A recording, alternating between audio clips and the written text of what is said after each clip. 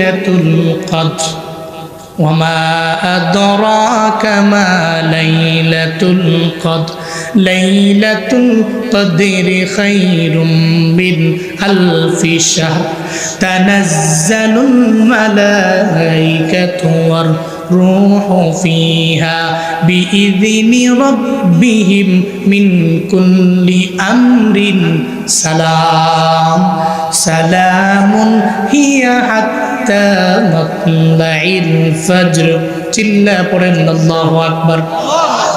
আল্লাহ পাক বলেন তোমরা দামি। কেন দামি? এক নম্বরে নবীর কারণে, দুই নম্বরে কোরআনের কারণে, তিন নম্বরে রমজানের কারণে, চার নম্বরে তোমরা কদরের কারণে আল্লাহর দরবারে বড় দামি। কারণ অন্য কোন নবীর উম্মতদের আল্লাহ পাক কদর দেন নাই। আমগো নবীর উম্মতের আল্লাহ পাক লাইলাতুল কদর দিল। এই লাইলাতুল কদর কত পরিমাণে দামি। সূরা কদরের শানে নজুল পড়েন, আজকে বাড়িতে যে মোবাইলে সার্চ দেন দেখবেন ওই জায়গার মধ্যে লেখা আছে আল্লাহ নবীজি সাহাবায়ে কেরাম নিয়ে বসে রইলেন, সাহাবায়ে কেরামদের সামনে নিয়ে বয়ান করতে লাগলেন। সাহাবায়ে কেরামের আরে বনি ইসরাইলের একজন মুজাহিদ, সে 1000 বছর টানা জিহাদের ময়দানে আল্লাহ রাস্তায় কাটায় দিচ্ছে। 1000 বছর, 1000 বছর যুদ্ধের ময়দানে গেছি, কাটিয়ে দিছি, কুরবান করে দিছি। ইবাদতের লাইনে, আমলের লাইনে এত পরিমাণে আগে গেছে। এটা বলার পরে সাহাবায়ে কেরামেরা চোখ দিয়া ঘুরায় পানি পড়ে। নবীজি তেলে অন্যান্য নবীর উম্মতেরা আমগো আগে জান্নাতের মধ্যে চলে যাবে। নবীজি তেলে আমরা এখন কি করব? হায়াতের জিন্দেগি কম, মাত্র 60 বছরের, 70 বছরের, 80 বছরের জিন্দেগি। এই জিন্দেগিতে যাই পুঁজি বানাইলাম, যাই আমল করলাম, এই আমল দিয়া বনি ইসরাইলের লোকদের সাথে আমরা পেরে উঠবো না। কারণ আল্লাহ এদের হায়াত দিলেন 1000 বছর, আমাদের হায়াত দিলেন মাত্র 50 বছর, মাত্র 60 বছর, মাত্র 70 বছর। তাহলে এদের সঙ্গে আমরা কেমনে পেরে উঠবো? আল্লাহর নবী কয়ে চিন্তা নাই রে, তোমরা যেই জায়গায় চিন্তায় পড়ে যাও ওই জায়গায় তো আমার আল্লাহ আছে। আল্লাহ কয়ে জিবরাইলে আমার নবীর দরবারে যাও, আমার নবীর দরবারে সূরা কদর নিয়ে চলো, সূরা কদর নিয়ে আমার মায়ার নবীর উপরে নাজিল করে দাও। আমার নবীরে গিয়ে সাহাবায়ে কেরামদের জানায়া দেওয়ার জন্য বলো, যাতে করে এরা চিন্তা না করে। কারণ নবীর উম্মতেরা হায়াত পাবে 50 বছর, হায়াত পাবে এরা 60 বছর, হায়াত পাবে এরা 70 বছর। অন্যান্য নবীর উম্মতেরা হায়াত পাইল 1000 বছর, 1500, 2000 বছর। আমলের লাইনে আগাইতে পারবে না, এই চিন্তাই তাদের মনে আছে। সূরা কদরের লাইলাতুল কদরি খায়রুম মিন আলফি শাহর, এই আয়াত তেলাওয়াত করে আমার সাহাবায়ে কেরামদের জানায়া দাও, আমার বান্দাদের জানায়া দাও, যদি এরা একটা রাত যদি তালাশ কইরা ওই রাতের বেলা যদি আমলে কাটাইতে পারে, একটা রাতের আমলের বিনিময়ে 83 বছর 4 মাস ইবাদত করলে যেই সওয়াব, ওই সওয়াব আল্লাহ তার আমলনামায় দিয়ে দিবে। কয় বছর? 83 বছর 4 মাস। সাহাবায়ে কেরাম তো অবাক হয়ে গেছে। নবীজি বলেন সাহাবীরা আর কোনো চিন্তা নাই, কোনো টেনশন নেই। অন্যান্য নবীর উম্মতের আগে তোমরা জান্নাতে কেমনে যাবা জানো? যদি সাবালক হওয়ার পর থেকে 12 বছর রমজান পাও, আর ওই রমজানে যদি লাইলাতুল কদরকে তালাশ করে তোমরা পাইতে পারো, তাহলে এক রাতের বেলা আমল করার বিনিময়ে তোমরা 83 বছর 4 মাস ইবাদতের সওয়াব পাইলা। তাহলে হিসাব দেন এবং গুণ দেন। 83 যদি 12 দিয়ে গুণ দেন, আপনি সাবালক হওয়ার পর থেকে 12 বছর টানা আপনি লাইলাতুল কদর পাইলেন। 1000 বছর আমল করলে যেই সওয়াব, আপনি 12 বছরের লাইলাতুল কদরে আমল করলেন সেই সওয়াব। আল্লাহ পাক বলেন এই জমিনের মধ্যে উম্মতে মুহাম্মাদের আমি আল্লাহ বড় দামি জাত বানাইলাম। উম্মতে মুহাম্মাদি বড় দামি জাত, বড় শ্রেষ্ঠ করে জমিনের মধ্যে আমি আল্লাহ তারে পাঠাইলাম। জমিনে যত নবী পাঠাইলাম, যত নবীর উম্মত আমি আল্লাহ জমিনের মধ্যে পাঠাইলাম, সব নবীর চাইতে দামি নবী আমার পয়গম্বর। আর সব নবীদের উম্মতে চাইতে দামি আমার পয়গম্বরের উম্মত। উম্মতে মুহাম্মাদি বড় দামি। এত পরিমাণে দামি, বলে অন্যান্য কোন নবীর উম্মতেরা আগে আমাদের আগে জান্নাতে যেতে পারবে না। সুবহানাল্লাহ, জুড়ে কয় না? অন্য কোন নবীর উম্মতেরা নবীরা পর্যন্ত আগে জান্নাতের মধ্যে যেতে পারবে না। যেদিন থেকে আল্লাহ জান্নাত বানাইছেন ওদিন থেকে জান্নাতের দরওয়াজার মধ্যে একজন দারোয়ান দাঁড়ায় আছে। আল্লাহ পাক জানায়া দিছে, এই দারোয়ান জান্নাতের দরওয়াজার মধ্যে দাঁড় করে রাখছি। আমার নবীর আগে নবীর উম্মতের আগে এই জান্নাতে ঢুকার কারো অধিকার নাই। হাসরের ময়দানে আমার নবীজি বলবেন, উম্মতদের ধরে ধরে জান্নাতের দরওয়াজার সামনে হাজির। জান্নাতের দরওয়াজার সামনে গিয়া দাঁড়াইয়া নবী বলবে, আনা মুহাম্মদ।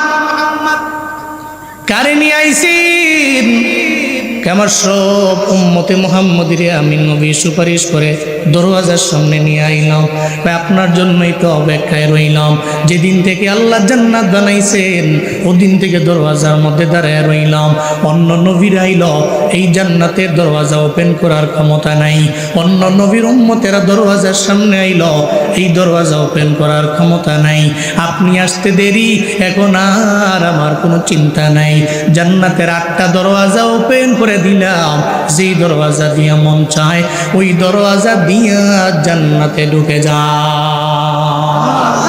আতিনা ফি দারে দুনিয়া না হাসান, আতিনা ফি দারে উকবা না হাসান, ইয়া গিয়াসাল মুস্তাগীসি নাহদিনা লবদিকার বিল উলুমে ওয়াল গিনা।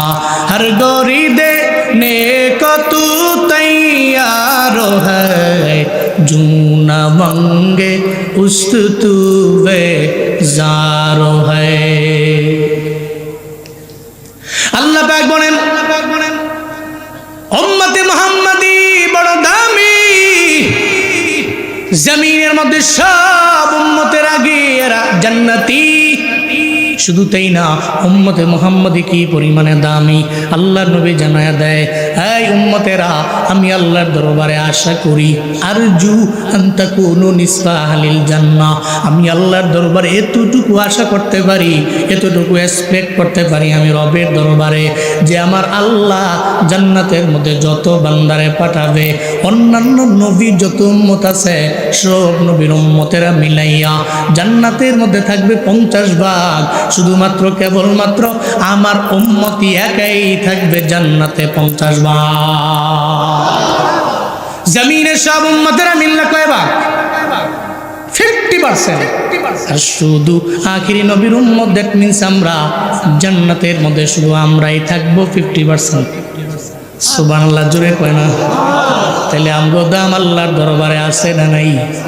আরো জোরে আছে না নাই?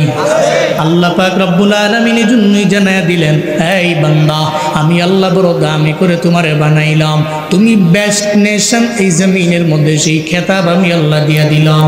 তোমারে খৈর উম্মাত আমি আল্লাহ বানাইলাম। তাহলে উম্মতে মুহাম্মাদি দামি কেন? এই উম্মতে মুহাম্মাদি দামি 5 কারণে দামি। চিল্লা বলেন কয় কারণে? 5 কারণে দামি। নাম্বার 1, উম্মতে মুহাম্মাদি কেন দামি? উম্মতে মুহাম্মাদি দামি হইছে নবীর কারণে। জুড়ে বলেন কার কারণে? সাইয়্যিদুল আম্বিয়া, সব নবীদের নবী যেহেতু আমার নবী, তো নবীর দাম আল্লাহর দরবারে যেহেতু বেশি, আমগো দাম আল্লাহর দরবারে কম না বেশি? মুসা নবীর উম্মতেরা ইবাদতের জন্য নির্দিষ্ট একটা জায়গায় যাওয়া লাগতো, কিন্তু মদিনার নবীর উম্মতের তো নির্দিষ্ট জায়গায় যাওয়া লাগে না। এলাকার মধ্যে আপনি হাওড়ে গেলেন কাজ করার জন্য, নামা বলে, জলা বলে, জানি না আপনাদের এলাকার মধ্যে কি বলে, কাজ করার জন্য বড় একটা বিলের মাঝে চলে গেলেন। ওই বিলের মাঝে গেলেন কাজ করার জন্য, হঠাৎ করে আজান শুনলেন, জোহরের আজান। আপনার বিলের মাঝখানে মসজিদও নাই, কিন্তু আপনার কাঁধের মধ্যে একটা গামছা আছে। এই গামছাটা বিছাইয়া আপনি নামাজের মুসল্লা বানায়া দাঁড়ায় গেলেন। আল্লাহু আকবার বইলা জোহরের 4 রাকাত ফরজ নামাজ আপনি আদায় করে ফেললেন।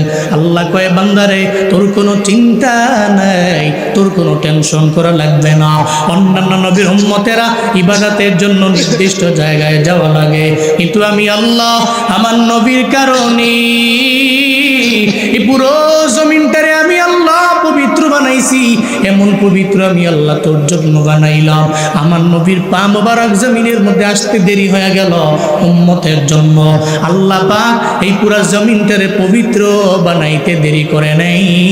চিল্লা পড়া যাবে কি মারহাবা। গামছা বিছায়া দাঁড়ায় গেছে, ওখানে ডাকতেছি, আমার মালিক তুমি কবুল করো। মুসল্লা বিছাইয়া গামছা বিছাইয়া পবিত্র হইয়া আল্লাহকে ডাকতে দেরি, আমার আল্লাহ কবুল করে নিতে দেরি করেন নাই।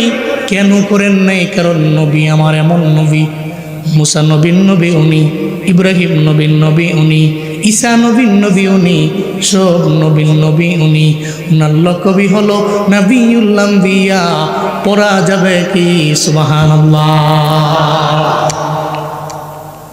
অন্য কোন নবীর আল্লাহ মেরাজ নেন নাই, নিছেন? শুধু নিয়েছেন আমার আপনার নবীর আল্লাহ পাক রব্বুল আলামিন মেরাজে নিয়ে গেলেন। ঊর্ধ্বগমন, আল্লাহর সাথে আমার মায়ার নবীর মুলাকাত। অন্য কোন নবীর আল্লাহ পাক নেন নাই।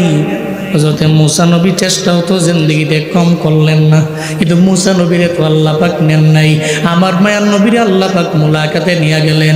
দেখেন কত পরিমাণে নবীজির দাম আল্লাহ বাড়াইলেন, যে কারণে আমাদেরও দাম বেড়ে গেল। মেরাজ নবীর যে যাওয়া, এই ব্যাপারে কোরআনের মধ্যে বয়ান আছে না নাই? আরো জোরে আছে না নাই? সুবহানাল্লাযী আসরা বিআবদিহি লাইলাম মিনাল মাসজিদিল হারাম ইলাল মাসজিদিল আকসা আল্লাযী বারাকনা হাওলাহু লিনুরিয়াহু মিন আয়াতিনা ইন্নাহু হুয়াস সামিউল বাসীর। চিল্লা জোরে করে পড়েন আল্লাহু আকবার। আল্লাহ পাক বলেন, আমার নবীরে আমি আল্লাহ জিবরাইল এবং মিকাইলের মাধ্যমে আমার নবীরে আমি নিয়ে গেলাম মসজিদে হারাম তো মসজিদে আকসার মধ্যে। নবীজি প্রথমে মেরাজ ইসরা, আল্লাহ পাক বললেন নবীরে নিয়ে গেলেন। জিবরাইল মিকাইল বুরাকের মাধ্যমে নবীরে নিয়া যখন আকসা মসজিদের সামনে নবীরে দাঁড় করাইল, গভীর রাত হয়ে গেছে, রাতের একাংশেই নবীর মেরাজ ছিল। এরপরে আমার মায়ার নবীরে আকসা মসজিদের মধ্যে নবীকে প্রবেশ করালেন। নবীর তাকায় দেখে, রে মসজিদের মধ্যে এত রাত হয়ে গেছে, প্রত্যেকে যেন এত মানুষ দেখা যায়। কেউ কেউ নামাজে দাঁড়ায় আছে, কেউ কেউ সিজদার মধ্যে চলে গেছে, কেউ কেউ রুকুর মধ্যে রুকু অবস্থায় আছে। মায়ার নবী কয়, জিবরাইল রে, এখানে এরা কারা? এত রাতের বেলাতে এখানে মানুষ থাকার কথা না।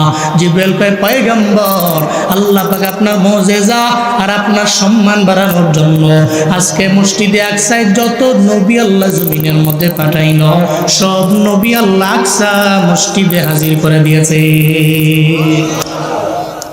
আপনার সম্মানে হাজির করে দিয়েছে। এরপরে জিবরাইল কয়, পয়গম্বর, নামাজ হবে 2 রাকাত। এই জায়গার মধ্যে আপনি নামাজ পড়বেন 2 রাকাত।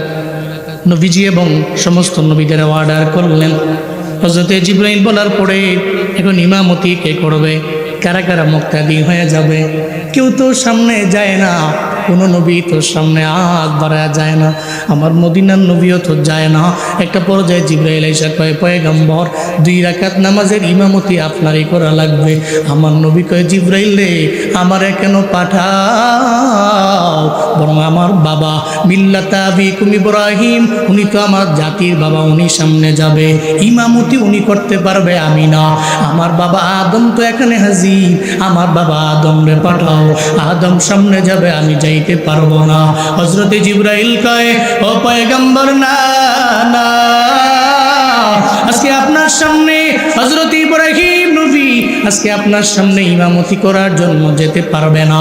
আজকে আপনার সামনে মুসা নবীও যাবে না, আজকে আপনার সামনে আদম নবীও যাবে না, আজকে আপনার সামনে অন্য কোনো নবীরা যাবে না।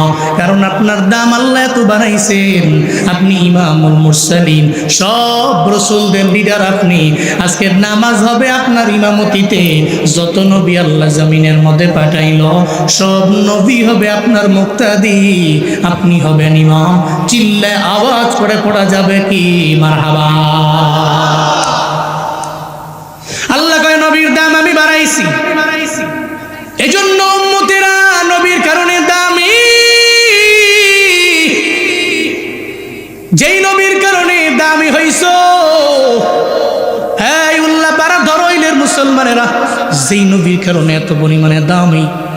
এখন তো চলার পথে নবীর সুন্নতের প্রতি আমল নাই, নবীর প্রতি মায়া নাই, নবীর প্রতি বিন্দু মাত্র পরিমাণ দরদ নাই, নবীর জন্য মায়া লাগে না।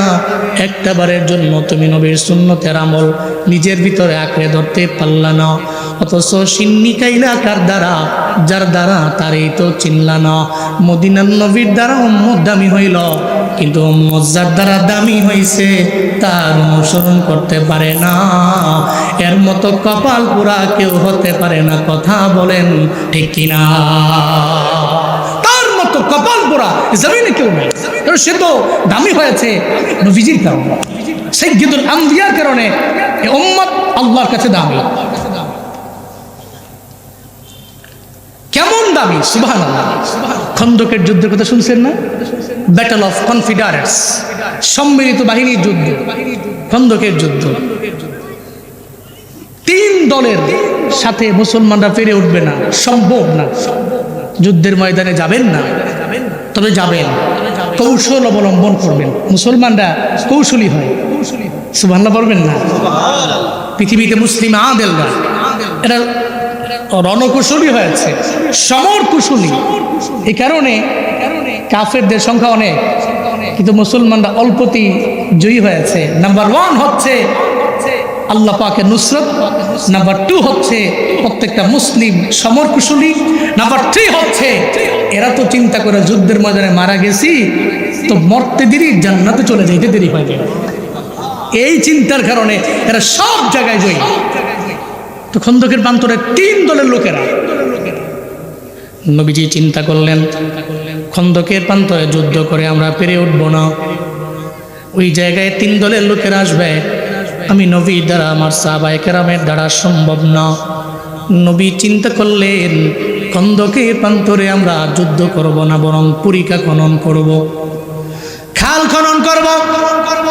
নবীজির সঙ্গে সাহাবায়ে কেরাম নিয়ে গেলেন, 1500 সাহাবা নিয়া খন্দকের প্রান্তরে আমার মায়ার নবীজি চলে গেলেন।